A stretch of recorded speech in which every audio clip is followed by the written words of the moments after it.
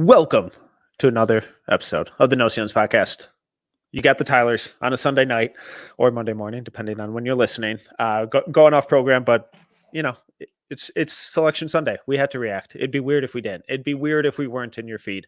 So no Maxwell for you guys on Monday. I'm sorry you're missing out. You're getting our voices twice this week. But lucky you if you're a big fan. Otherwise, Maxwell's in the depths of a massive tournament preview piece. So he's not slacking. He's hard at work elsewhere. But make sure Monday morning, NoCeilingsNBA.com. Go check it out. But I'm joined by Tyler Rucker. Rucker, how are we doing? I'm just ready to roll. I'm so pumped up for this one. I know everyone's like, whoa, Sunday episode, Monday morning, as Metcalf said, with the Tylers. But yeah, Sunday. Selection Sunday, pretty crazy. We were thinking about doing a live stream during it. And then we were like, why don't we regroup and kind of plan this one out and have some fun with it? So I've got my notes. It's a shocker, Metcalf. I've actually taken notes for a podcast. That's a first. Yeah, I'm really excited for this one. A lot of juicy matchups, a lot of juicy potential upsets, a lot of good prospect matchups. And obviously, I've looked down the road. There could be some very, very fun prospect matchups. So I think this is going to be a good one. And we're also going to, sprinkle our thoughts about some guys that didn't make the big dance that we got to keep fresh in our minds. So happy March Madness to you, sir. Yeah, absolutely. This one's going to be a little chaotic. You know what I think we should do? I think we should go game by game, round by round, and just make our selections. I'm kidding. That sounds like an awful. I was like, I'll do it. I chugged the coffee 10 seconds ago, so I'm good. Let's just start in the East. What stood out? Let's go big picture. UConn, number 1 overall seed. Agree, disagree, likes, dislikes, favorite matchup. Where do you want to start? Yeah, UConn at number 1 wasn't really much of a shocker. I still believe all roads lead to UConn. My old man, shout out to my dad today, texted me. He's like, yeah, Selection Sunday wide open this year. And I was like, oh, father, all roads lead to UConn. So, no, but, it's funny because in every single, region, there was a game that I was like, oh, Washington State and Drake, Tucker having a little bit of magic in the big dance is always a little special one. San Diego State and UAB is going to be interesting. I think the FAU Northwestern could be a bar fight to start it out. What do you think? It's funny because that FAU team, and you were talking about this before we hit record, like it's pretty much the same team coming back. They've had some really good wins this year. They had a tough one against Arizona, bear down. Had some bad losses, and then Northwestern scrappy. So it's like a classic 8-9 back alley brawl. But what did you think? Yeah, and I thought UConn kind of had a bit of a tough road here. Not necessarily like juggernauts that they have to go through, but FAU has, Golden and John L. Davis, 2 guys who were there, and their whole team was there last year, but 2 guys that can have big time games. They can give UConn some fits. San Diego State's always tough. Auburn has been on a tear. They were so impressive during the entire SEC tournament. I think that's a really tough physical matchup with a lot of experience on that Auburn team if they get through Yale and San Diego State. That Yale game, that finish was electric. That little floater at the buzzer beater. We get some Danny Wolf in the NCAA tournament. Everyone should be excited about that. But then you even look at the bottom, and Illinois is on a tear, and that Iowa State team is playing about as good as anyone in the country right now. So I thought it made all the sense in the world that UConn was the number 1 overall seed, but I think they got some really tough teams in their way to get to the Final Four again. Yeah, and FAU is it's gonna be a roll of the dice. What team do you get? What version of FAU do you get? True. If you get the one that's cooking, they could dance with anyone because you get dangerous with their previous run last year. They could be like, hey, we can do this again, and everyone's gonna be fired up when you're playing against UConn. You're gonna be like, we can take down the Giants, and you never know with that. Auburn's been cooking. Johnny Broom had another great game today, so they're cooking. Illinois is starting to look really good again. Iowa State's been playing awesome. And, that's going to be a tough one for South Dakota State. But Zeke Mayo, I'm really excited to watch him. I think he could be a name to keep out on for next year. So it's a fun region with a lot of interesting matchups. I just still think, I think UConn's got a good path. UConn, Auburn, if everything goes the way, would be like Auburn keeps cooking like this. Momentum's a serious thing this time of the year. Like if you have some momentum rolling into the tournament, couple wins, and you're like, hey, we can keep this going. We can do this. So going to be really interesting. I still think, I think UConn can be beat, but I still believe UConn could beat themselves. You know what I'm saying? I think if UConn's playing to their strengths, their ceiling's extremely high. Okay, so I think we both agree that UConn is and should be the favorite to come out of this region. Obviously, they're the number one overall seed. Not exactly a hot take there, but if they fall early, if they don't make the Final Four, if they don't make it out of this region, call your shot now. Who are they falling to, and what went wrong? I would say Auburn. Yeah, that's the scary one. I think if you're a UConn fan, Auburn's the first scary one. Just because if Auburn cooks through the first two rounds, and you're like, San Diego State's tough. That team was also dancing last year for a lengthy amount of time. As a 5 seed, they made it to the national championship. Seed, they know what they're doing. Jalen Ledee looked great for them. So maybe, they're not going to be easy for Auburn. But if Auburn cooks in that game, that's going to be like, oh, that's an eye-opener. That's a statement. If they get past Auburn and Illinois is right there, or Iowa State, you still got another bar fight. I think Illinois is dangerous. Illinois is a team that I feel like could be easily beat because all it takes is one of their guys is frozen cold. And Shannon doesn't get 17 free throws a game. Exactly. If Shannon's cold and then nobody else is punching, they can be beat easily. But if Shannon's cooking and then you get Coleman Hawkins feeling like he can make it from everywhere, they're very dangerous. So what about you? I think Auburn's the biggest roadblock for them. I think they have the size, the physicality, the athleticism, and the shooting where if they get hot and Cam Spencer goes cold, Alex Caravan goes cold, Klingon picks up a couple of early fouls, I think that Auburn team could really, really test them. I think Iowa State's the second best overall team in that group, obviously, number 2 seed, but I'm not sure they have the size all the way throughout to really deal with UConn. So I think if UConn can get through Auburn, and that's assuming Auburn gets through Yale and San Diego State, obviously, and likewise with UConn, but I think that'll be their biggest test up until the Final Four. Yeah, I think if UConn gets through Auburn, I think that's a game where the following game I'd be like, I really like UConn in this game because all of a sudden life's going to be a little bit more like smoother and they will match up better with other teams. So I'm right there with you. Any other thoughts, or should we get into the depths of the beast? Favorite to draft, or your favorite draft prospect from this region that's not on UConn? Because we all know the UConn guys. We know Castle, we know Klingon. Any sleepers or guys that you think could rise? Anyone that you really like? Or just to kind of keep an eye on either for sleepers this year or kind of carry momentum into next year. We haven't talked about Johnny Broom. What do you feel? Sleep? I texted someone. I know he's been mocked places going in the second round, but like I also feel like this was one of those. When I saw it, I was like, "Are we trying to pull someone to be in the top 60?" Like, you know what I'm trying to say? Because I feel like I get at a point right now where I have 2 spots in my big board where I'm always like, I can easily move 15 people to the last couple slots, and I feel like he's been really productive. I said Zeke Mayo, San Diego State or South Dakota State. I think he is one to keep an eye on for probably next year, most likely. Yes, that'll be a really fun matchup between him and Lipsy in that first in that Iowa State game. And he's been a little cold, so he's one of those like all of a sudden it could just be lightning in a bottle. I'm trying to think of some. Yeah, no, so I have Broom like just inside my top 60 right now. I know some people have him in their first round. I can't get there, but like.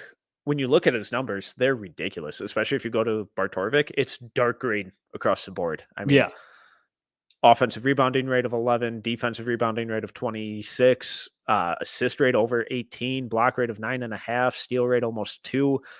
He's shooting some spot up threes, over 5 attempts per 100. I don't know. I honestly don't know what to do with him. But like Dirty Dancer said in the comments, I do think one of the bigger names here is Jalen Wells, to keep an eye Friend on of the program with Washington State. Go check out Maxwell's interview with him. Very good stuff. He's been playing really well too, and I really, really like Miles Royce from that Washington State team too. Yeah, it's a good team on the rise. I've liked some pieces from Washington State. I think they got some sleepers. That game's gonna be fun. Like that game, they've been playing good, and them playing against Drake. Like, and what Tucker are we getting? Are we getting Tucker? Are we getting the 5 for 25, or the guy who's going to go drop 40 plus? Yeah, I mean, it's gonna be. I still like Keyshawn Gilbert at Iowa State. He's the guy that could score and really turn some heads in the tournament. He also could be a dangerous in the other way because I think he's one of those. Him and Caleb Love have the same green light. So I don't know. Jaden Ledee, I still think at San Diego State's one of my favorite little sleepers that maybe he's a two-way guy or something. But last name for me, Day Grant from Duquesne. Fun toolsy forward, putting up good numbers this year. So okay. Oh, and Morehead State, Riley Minix, make sure you keep an eye on him. I know they've going against Illinois, but it's averaging almost 20 and 10. Senior, he's gonna be pumped out of his mind to send a statement. So that's a name to look out for. Okay, who's winning this group? UConn. I'm saying UConn. All right. Okay. Where do you want to go next? Let's go to the West. Oh, the West. Okay. Because I think if we go, the Kentucky one's going to need a lot of time because that's every time I look at that, I'm like, oh my goodness. Let's go out West. So North Carolina, 1 seed. What are your thoughts? Hit me with it. I actually went out of order from my notes too, so now I'm all over the place. So, there are there are going to be some rock fights in this region. That Mississippi State Michigan State game is going to be gross, but I cannot wait for that New Mexico Clemson game. I think that is going to be so much fun. I think they're two very different teams, and New Mexico is playing so incredibly well. Did you see the New Mexico conference tourney championship game? I haven't literally recorded. I'm watching it tonight. I highly recommend. Late in the game, Jalen House makes a big shot, and they cut to his dad in the stand. Oh, I saw Eddie. I saw Eddie's reaction. That's my mother effing boy. That's my boy. I was like, God, that's cool.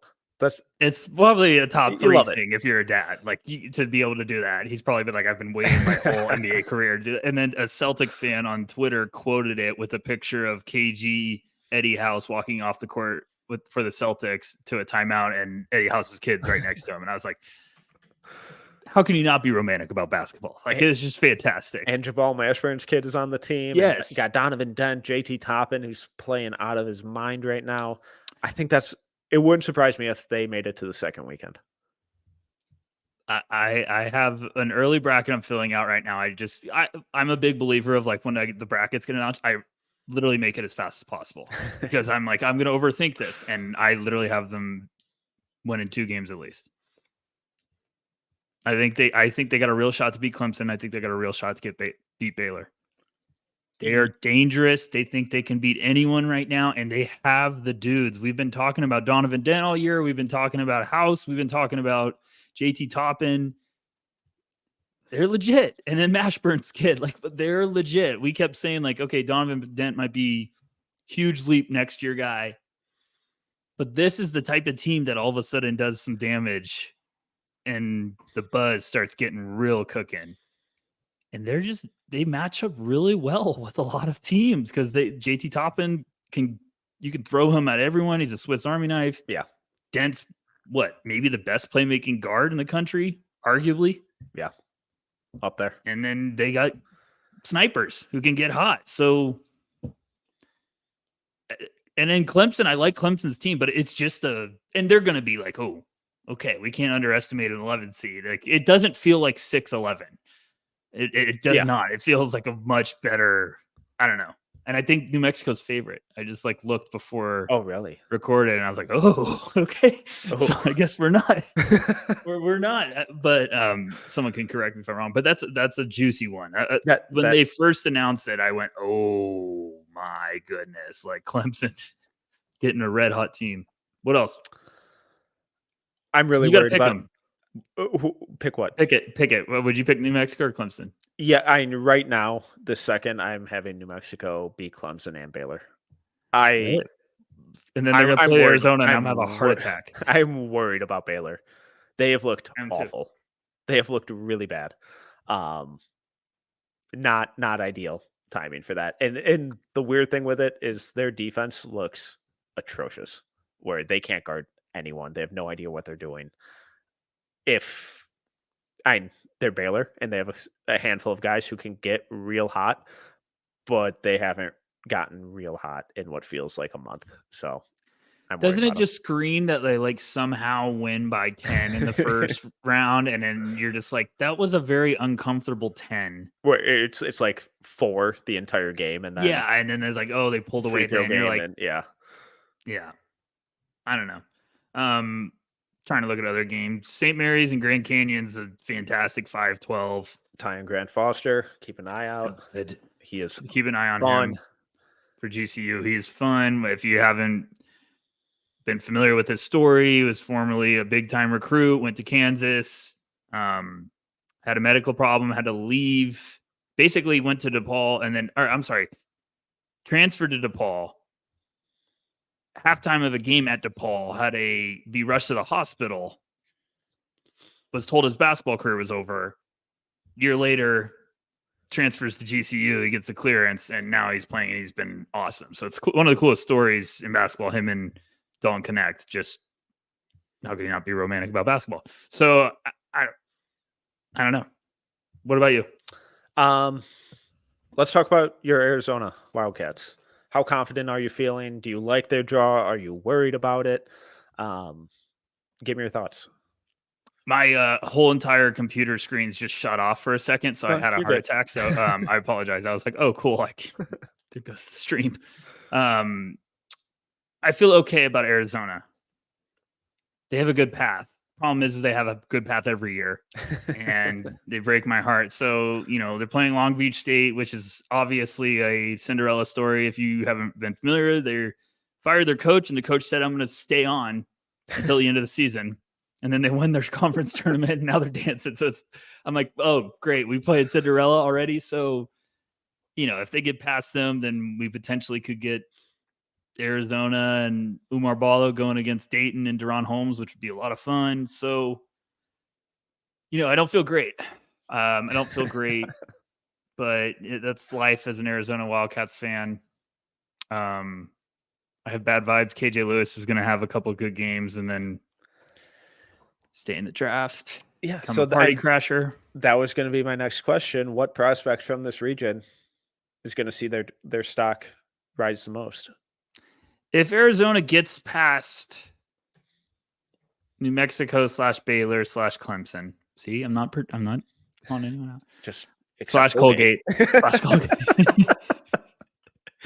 I think KJ Lewis could be a reason why. I could see Keyshawn Johnson kind of starting to buzz a little bit again as teams are liking him as a sleeper. I don't know. I want to say Jacoby, but we've been saying Jacoby forever. Is it JT Toppin? That's an interesting one. We were in on him earlier in the year, and then I feel like we're all like, he's going to go back and blow up. And then now everyone's starting to talk about JT Toppin. We're like, oh, okay. But I think it could be Mark Sears if Alabama goes on a run here. I love Mark Sears. I love him. Why is he not getting more love? Because he's 6'1"? Yeah. It's kind of tough. Upperclassman, 6'1", not ideal. But hey, won't be the first one to make I'd draft him. Yeah, I'd draft him. Otherwise, Deron Holmes. Dayton upsets Arizona. He's going to be a big reason why. And if he does that Dayton team could make a run. So that'll be Dayton upsets Arizona and Baylor beats New Mexico, and then we get Deron Holmes against Missy. That's fun. Holmes could give Missy some problems. Or even Holmes against PJ Hall. I'd love either of those Oh matchups. gosh, I'd love that. That would be just street fight. They might just have like a bench contest at halftime. What I mean, North Carolina facing Alabama would be unbelievable. I Harrison thought Ingram, come on, we got to get on the I Harrison like Ingram. Harrison Ingram a lot. I would draft him this year. He would be a I'm stud second round pick. You got him in the middle of second. Ooh, I'd love that. That's good upside. I don't I'm know. going away really underwhelmed with North Carolina's kind of conference tournament performance. Yeah. And going into it, I really liked them to make a run, but after that, I was like, oh god, if a couple shots aren't falling, like, what are you guys doing? Does Armando Bacot still have like 4 years left of eligibility? Allegedly, he's done after this year, but I don't believe it at all. There's no way. He's gonna come back with a fake mustache and He's the new Perry Ellis. yeah. He's Seth Towns. He's right there with him. He could be playing Seth Towns in that 116 matchup because Seth Towns is at Howard, right? Oh my gosh, yeah, he is. Yeah, so if Howard beats Wagner,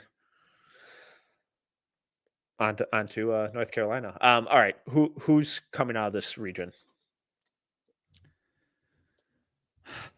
I'm gonna be smart and not pick with my heart. So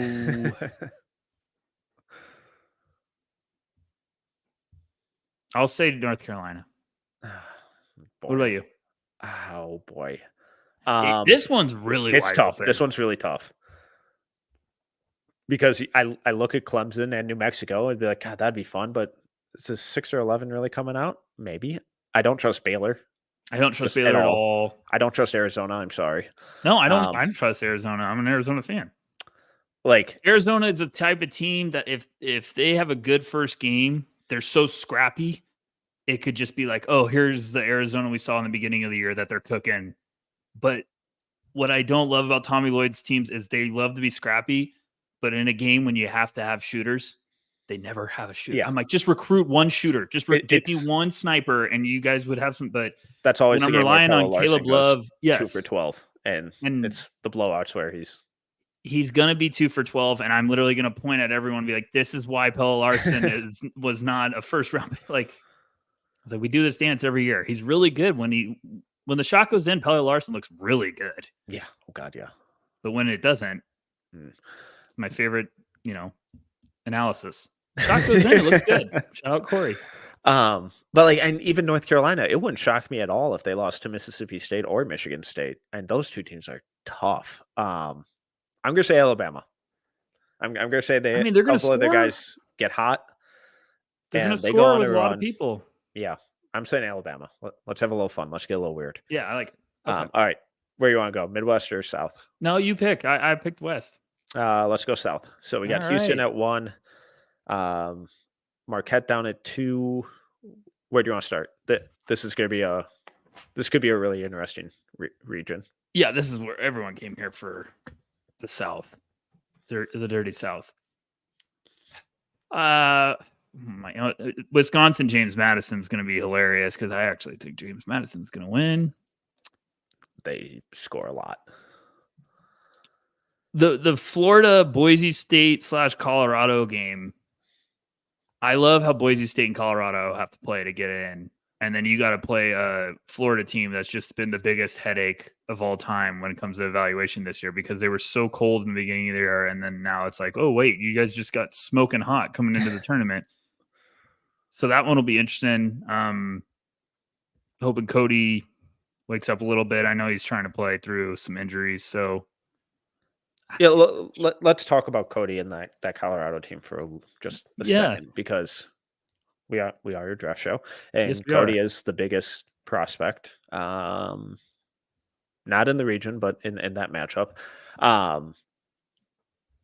How concerned are you? How much of this is injuries? How much of it is he's just 15, 20 pounds behind strength-wise, where what would be ideal at this point?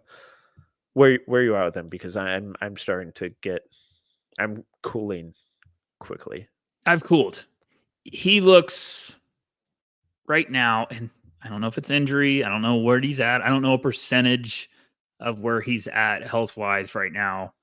But right now he looks like what I was expecting him to look like in the beginning of the year. Does that make Yeah. sense? Like we all thought, we were adamant about this. We were like, hey, he's a upside swing in the first round you'd love to take. And we said, but a lot of us thought he was going to need probably that second year to break out and Yeah. have a full off season of working on his body, because his body's unfinished. He's got a lot of room to add on, but he's very thin framed. And I feel like lately the frame has been more noticeable. Like the lack of physicality right now I feel like early in the year he was willing to take on contact, willing to go after guys, and now played with like a face mask for a couple of games. He's been banged up here, so I don't know if it's just paying a toll. So is that a result? Is it that kind of shift? And It could be the result of the injuries that he's sustained? It could or be. He's like, God, I'm sick of this. It very much could be. So I think going into this, they need to win, and he needs to look good to kind of calm us all down, calm scouts, calm evaluators down. And then if he could play good against Florida, regardless of the outcome, like I think that would be like, okay. But had a couple disappointing performances. I know they're bringing him off the bench. So at some point right now, I'm also looking at the Colorado team. I'm like, I want to see what Tristan Da Silva's doing. He's looked fantastic. It's been opposite projections for both of them lately. I feel like one guy's going up, one guy's going down. So, and KJ Simpson. So I don't know. What about you, man? What's concerning you with Cody? Just the physicality? The physicality, it's really affecting his ability to kind of finish at the rim. And he's turning the ball over a ton recently. And a lot of it is stuff in traffic where the handle's loose. He's not strong enough to hang on through it through kind of help digs. It's not so much like errant passing or anything like that. It's just when guys put a body on him, he really struggles with it right now. So, and he's had 3 different injuries or whatever this year, like completely unrelated stuff that he's had to deal with. So I can understand it to some extent, but he's not looking like the top 3 to 5 picks. A lot of people were pitching him as, ourselves included, a month ago. So it's tough. It's tough. And when the stuff on the interior isn't really happening like it currently is, you want to see, all right, where else are you affecting the game? And are you going to start knocking down shots at a really high clip? And just the percentage is good with him, but the volume's nowhere where you want it to be. So it's tough. I want to chalk a lot of it up to the injuries because I really do believe in him long term. It's just a pretty rough stretch right now. Yeah, I thought we were, I had him at one point. And when I had him at 1, I think it was right before, or like he had just missed one game, and I didn't think he was going to be missing so much time. Yeah. Because I was like, well, if I was expecting him to be this raw this year, if he's at this point of this, I think we were midway through the year when I had moved him up to 1. I was like, he's got half a season to keep rolling, to keep grooming. Like, what is he going to look like when he's really finding his groove? And then he got hurt and it's never rebounded that way. So then I looked at it and I was like, hey, I moved him back down. Like, cause I was like, his year's flipped now, where now I thought it was going to be trending up, and now it's up to down. So it's been an opposite effect. And, I hope they play a couple of games and he looks good, but they got to win to get in. And then you got to face a red hot Florida team that's been playing good. So I don't know. But anything other on Colorado, or should we? No, let's move on. A couple other prospects to keep an eye on. Jamal Shed with Houston. They are so depleted. They got injuries across the board right now. Duke obviously has a handful of guys. Kyle Filipowski, Jared McCain, Tyrese Proctor, Caleb Foster. Where else? NC State, just Cinderella run through the ACC tournament. That was incredible. The fact that they've won more games in the Wizards arena this year than the Wizards have is one of my favorite stats of the season. Shout out the Washington Wizards going, 4-26 at home right now, and NC State 5-0. That's an ultimate stat. I'm really proud of you for that. Then obviously Kentucky, Dillingham, Shepard, Edwards, DJ Wagner. Aduthiero, Big Z. I'm missing someone there, but Antonio Antonio. Reeves, Florida Marquette. Where do you want? Which one of those kind of really stands out to you? Who could really make some noise? I think Marquette could still. I think Marquette could take this. It all comes down to is Tyler Kolek healthy? Yeah. And I think if he gets back, they're going to start cooking again. I think they could use those first couple games to get Kolek back cruising, and then that sets up potentially Kentucky Marquette, which my goodness, that'd be fun. And then if the winner of that could be facing winner of Houston Duke in theory, like so I don't know.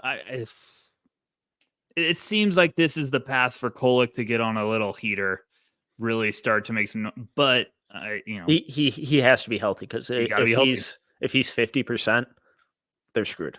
And that team's deep, and that's what I'm saying. They need team. him. They're good enough to win the first game, maybe the second too. I don't think they can win much after that. If he's getting the rust off in the first couple games, they're good enough to win those games. Yes. They got Cam Jones, they got Chase Ross, they got Oso, they got depth, they got pieces that can fly all over the place. But when you get to Kentucky, he's got to be ready to roll. He's got to be, all right, let's go. Yeah. And I don't think Tyler Kolek will need motivation for that game. I think he'll be ready. Tyler Kolek and Reed Shepherd, Dillingham. I mean, that'd be unbelievable. So I don't know. I mean, do you think Kentucky can get out of this? I mean, could they? Yes. The problem is they're going to have to outscore everyone, which everyone's like, well, they can do that. And they don't defend at all. They don't defend, and they're going to try to outscore everyone, and then they're going to run into Marquette and Houston, which are going to be glad for them to be like, come try to score on us. Like, Marquette will run 8 guys at them that all play the strength. Like Marquette, Chase Ross, Cam Jones, and Kolek will have a lot of fun with. Shaka Smart's going to be closing out on Dillingham threes. He actually might start. He's out there for the tip. And then we get Marquette Houston potentially. Oh gosh, that would be unreal basketball game. That game literally could go to like 7 overtimes. Be glorious. Yeah, the final score 50-48. Yeah, so Kentucky, obviously there's always a chance with the talent they have. They could do it. But I mean, we saw how vulnerable they are, because they can't stop anyone from scoring. And if everyone's not clicking, I'm not sure how. I can't see them getting past Marquette. I'm really worried about Houston in this group too. I think so many of their injuries are starting to kind of pile up, and that Nebraska Texas A&M game is going to be really fascinating, because they're just such different teams in terms of style. A&M seems like and Houston really A&M's a little bit like I would not be like 1-9-1. I'd be like A&M's a little bit of a party like crasher. I could see them just being like feisty too, and it's a really good bracket, because it's just like you could talk yourself into a lot of teams. I don't think Texas Tech going up against Kentucky, I don't think that's a cakewalk for Kentucky. I think that Texas Tech will go to battle. So I don't know. Yeah, and Pop Isaacs from Texas Tech having a heck of a year, but it'll be fascinating to see this NC State team. How much do they have left? Because 5 games in 5 days, or was it 6? Is 5 or 6? But incredible run. They had to win their tournament to get in. Are they gassed? Like, how much of that can they carry over to not just 1 game, but 2 or more? So it'll be. I think this is a really, really fascinating group. Who's coming out? Marquette. Okay. I think they've had Kolek in a lab, just waiting to defrost him. I don't know. I don't have a funny joke there. I just think I think they're going to be ready to go. I think they're going to bring him back. He's going to try to get through it. If he can shake the rust off in the first round and be ready to go, I think they're going to be really, really tough. Houston's so fun, but I just feel like those teams are really tough to get to the big dance. Yeah. Like, because I think one game where Shed is cold, you're like, we're really scrapping to get through. And I think there's a lot of teams that if Houston's cold will give them problems. What about you? I think I'm going to lean Marquette. It obviously all hinges on if Kolek is healthy or not. If he's not, I'm not sure they can beat Florida, honestly, let alone Kentucky. But if he is, I'm not sure there's a better team in this group. So if Marquette gets beat by Florida, I could see Kentucky getting out of here. I could also see Kentucky facing Duke to go to the big show, which would be just unreal for obvious reasons. But I still like Marquette. I think they're going to be fine. Same. All right, let's go Midwest. We got Purdue as the 1 seed, Tennessee as the 2. What jumps out to you in this group? You start it. I don't like when you just make me feel everything. I want you to also feel like you're, getting some love. What do you like? Where's your upset special? I think there's a lot of them. I think we're going to see a 12-13 matchup in the second round. I do too. I think it wouldn't shock me if McNeese beats Gonzaga, and I think this Kansas team is playing the worst basketball of their season right now, and they're hurt. Chidata Wills fast. They play Chidata Wills on McNeese. Sorry if I pronounced his first name wrong, but is the guy. I think they're going to beat Gonzaga, and I think Samford's going to beat Kansas. I'm right there with you. Mature on Samford. It's the name to watch. I really do think we're going to get a 12-13. It's going to be beautiful chaos.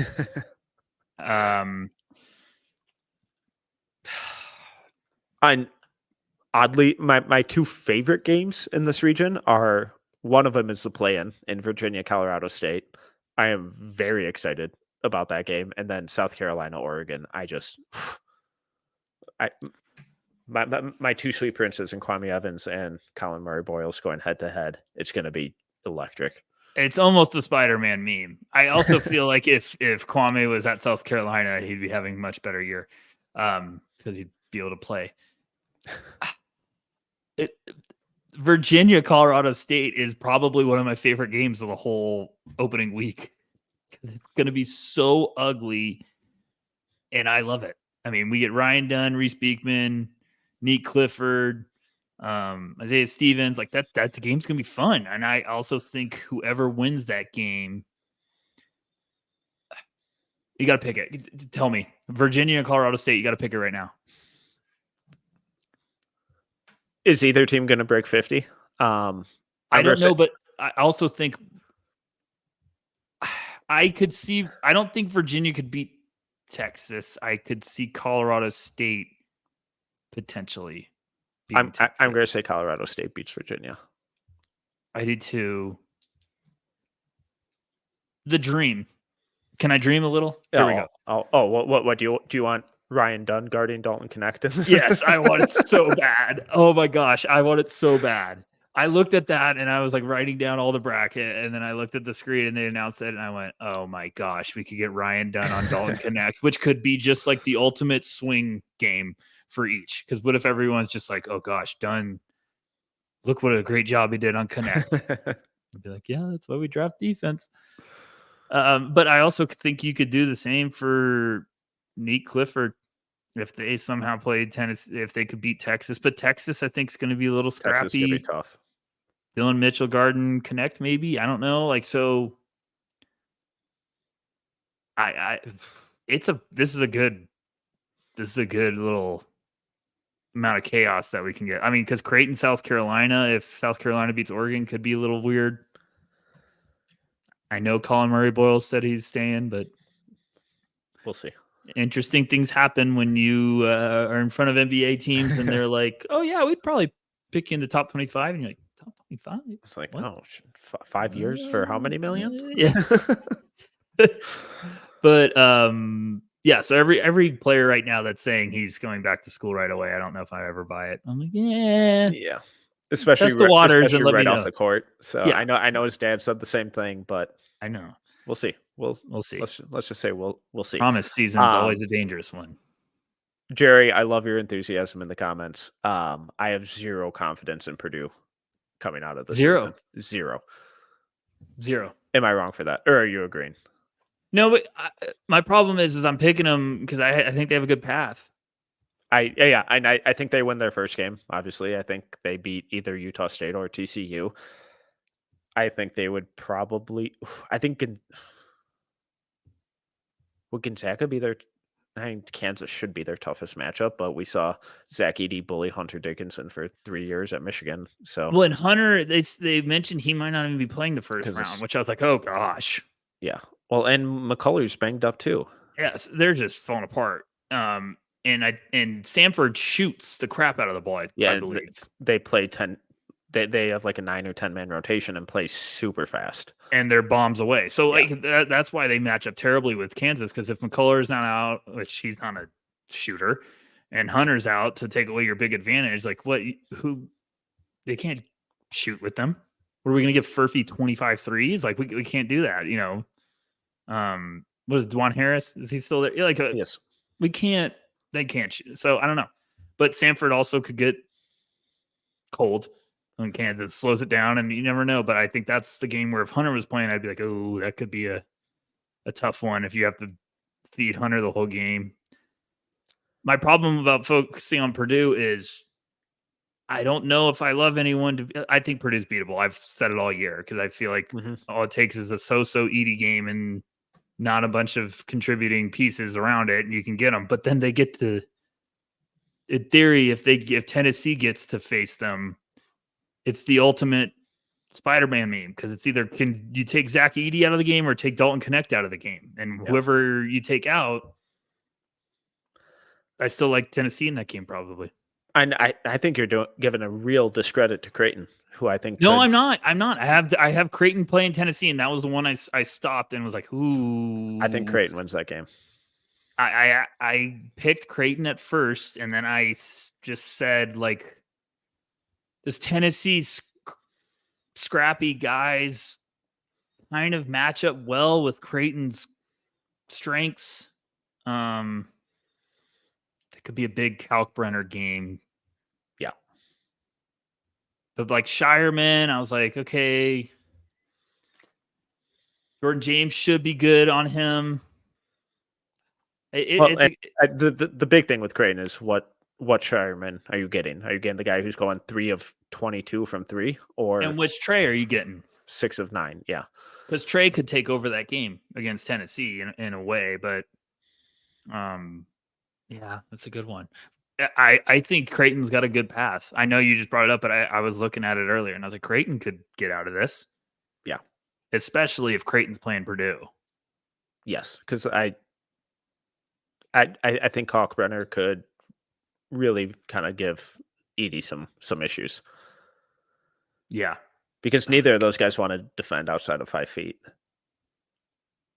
But inside that 5 feet, they're pretty incredible. All right, Metcalf, I'll do it.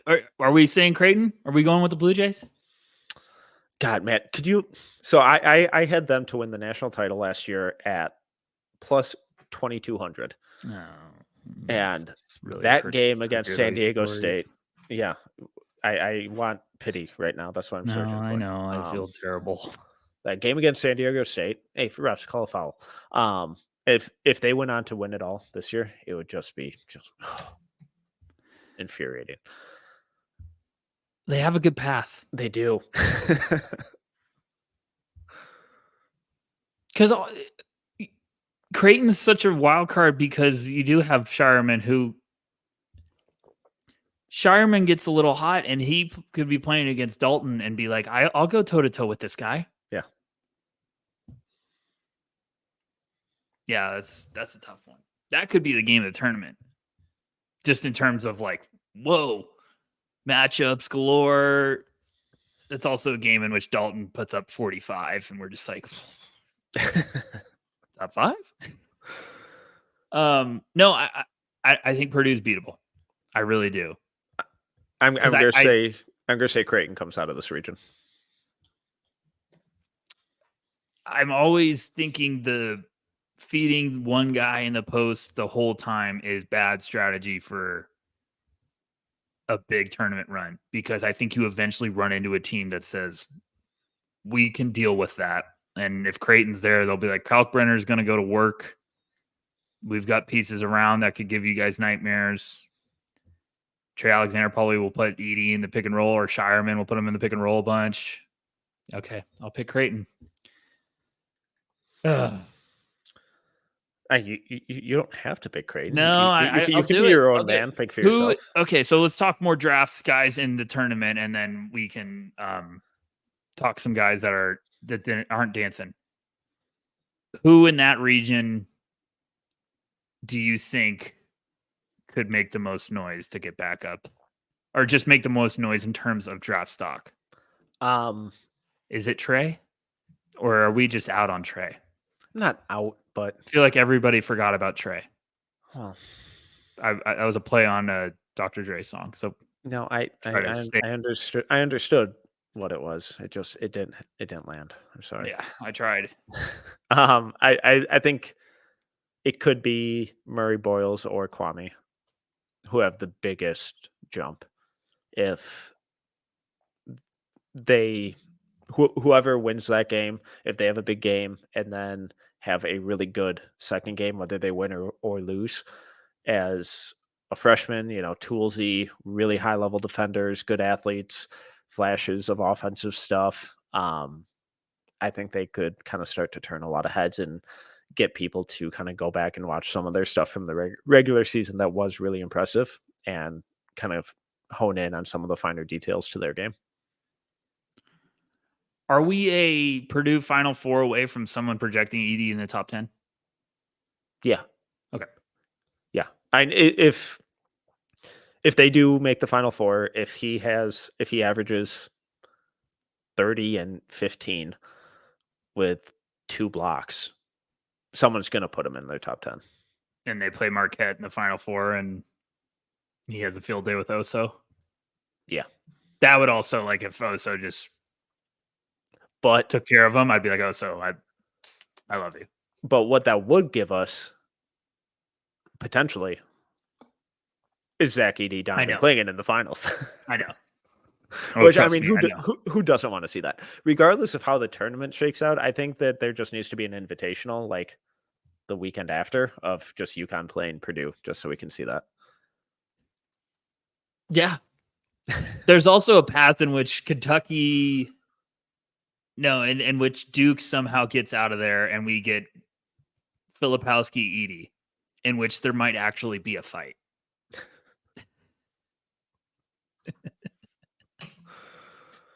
Oh, man. I actually think that'd be funny, because I wonder if people would start rooting for Edey. In what sense? Just the Filipowski fiasco with I wonder if people would be like, okay, we're rooting for Edey now. I'm just kidding, Duke fans. Go Duke. Okay. What other thoughts you got? Anything? What would be your favorite finals matchup? Oh, that's a good one. Not necessarily who you think will get there, but in your ideal world, who would you want to see in the finals?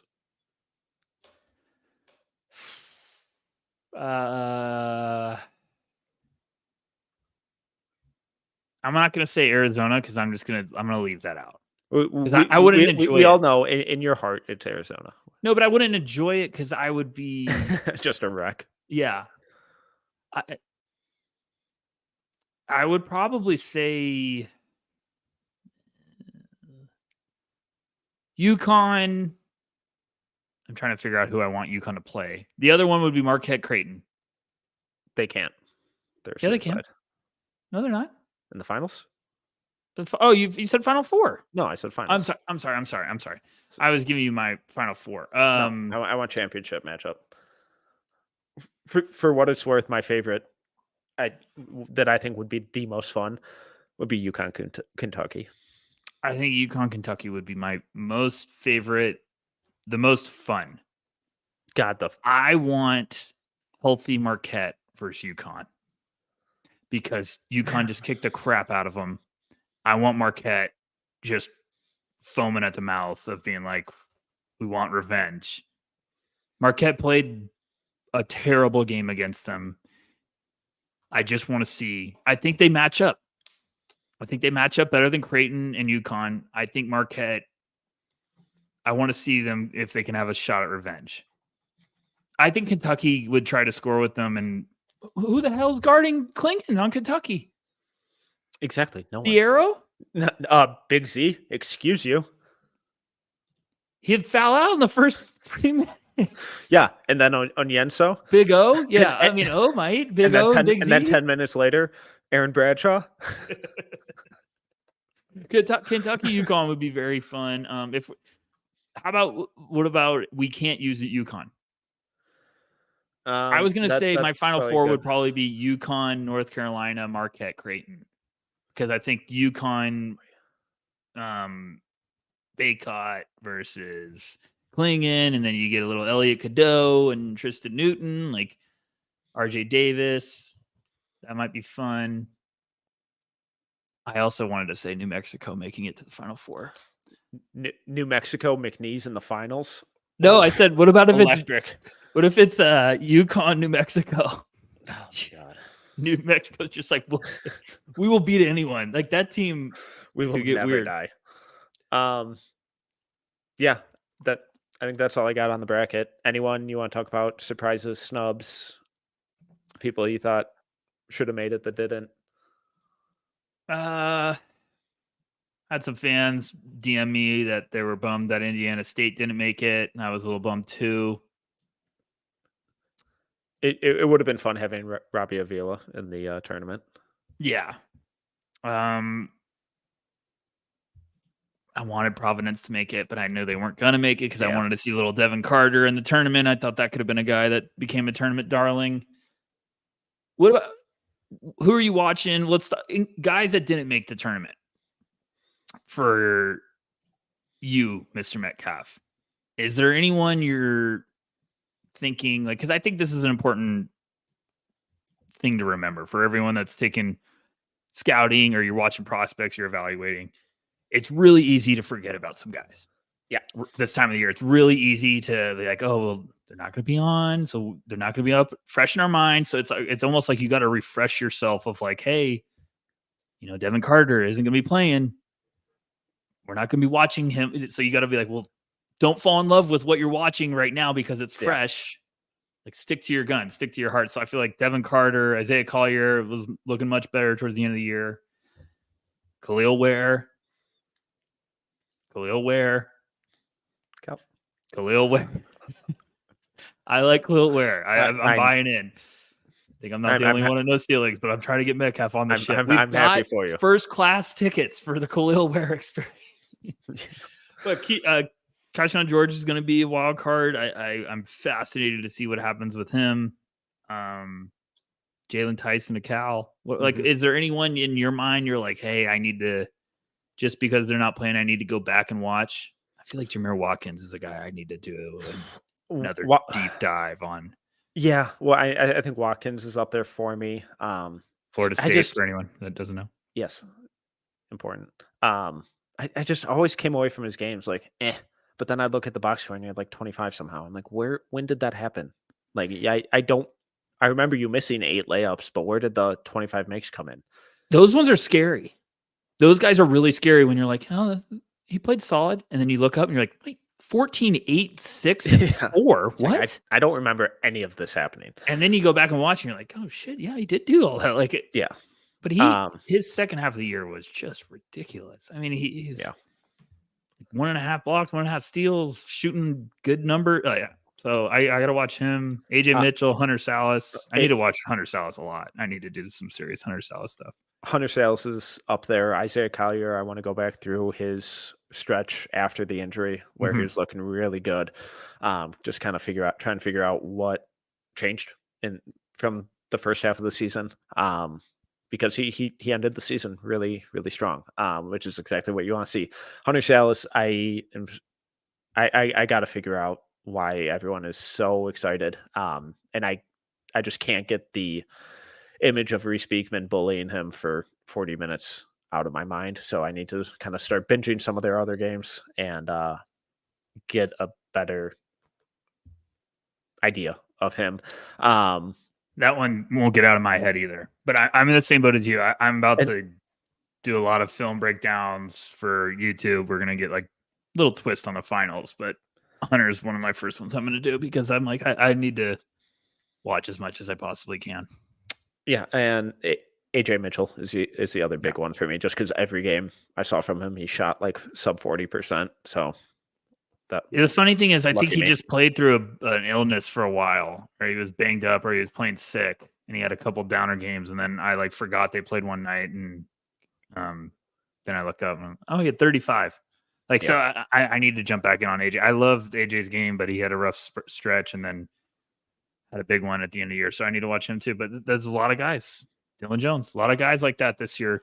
And I think it is an important thing if you're a fan. Like, you're going to be watching a lot of new stuff in the upcoming weeks. Make sure you keep in mind the old guys. Don't fall in love with just what's happening right now. Like, stick to your guns if you watch those guys. So, anything else or? I just one question here in the comments. Just other than Zach Edey, I'm going to paraphrase a little bit here, but I think he's basically asking who are the kind of strongest, most immovable centers in this draft. Just their ability to absorb contact. I would throw Donovan Clingan up there, obviously. I think Ryan Kalkbrenner is right there too. Anyone for you? I think Deron Holmes is pretty sneaky, like tough to deal with, like because he can overpower you, and he also can slip and kind of be slithery. I'm trying to think of like big guy. PJ Hall is bruiser. But I'm trying to think of guys that just like just kick your He's a ass. little smaller, but I think Colin Murray Boyles is kind of like that. And he's big. He is strong. Well, there's guys that play like a Hulk. Like there's big guys that don't welcome contact. Murray Boyle's 6'8", 230, but he looks like he's like welcoming it, like bring it on. Yeah. Edie's like that, where you just bounce off him because he also knows like I have to play that way. Baycott, maybe. Ballo could get hot for Arizona, but I don't think he's going to get drafted. Well, why am I missing? I'm missing someone. Missy. We're missing a big. We're missing one. Johnny Broom? No, maybe. I when I think of like not when and physical, sure. Like a lot of these guys are super physical, but like immovable. I'm not sure there's many outside no, of not yeah. Clingan, I'm right there. Edey, I think that's Kalkbrenner. yeah. I think you're right there. I think you're spot on because I was even thinking about saying follow Dante, but he's not unmovable. He's just plays strong. So immovable, I would say. Yeah, you're right there. All right, cool. This is a blast, Rucker. Anything else on your end? No, I mean, thanks for doing this, Metcalf, and thanks for everyone listening. I'm really excited for this. I know we're gonna have a lot of draft stuff coming up on YouTube, not just a pod. So thanks for everyone always joining us, especially everyone in the chat. It's been a great time. And Metcalf, enjoy. Thanks for doing this, sir. Absolutely. This is a blast. As always, everyone who's viewing, thanks for hanging out with us. Everyone listening, likewise. If you guys are interested, keep an eye out on our Twitter feed at No Ceilings NBA. We are going to be doing another tournament challenge this year, sending some sort of merch or draft guide to the winner. Draft guide. Winner gets a draft guide. We're doing it. There we go. So go sign up for that. It'll be free. We're gonna have some fun. Bragging rights, free draft guide, all that fun stuff. You can that'll be posted either Monday or Tuesday at No Ceilings NBA on Twitter. You can follow us across all socials at No Ceilings NBA. I will also have a new film school video on Reed Shepard's offense going up this week over on YouTube. Had some fun with it.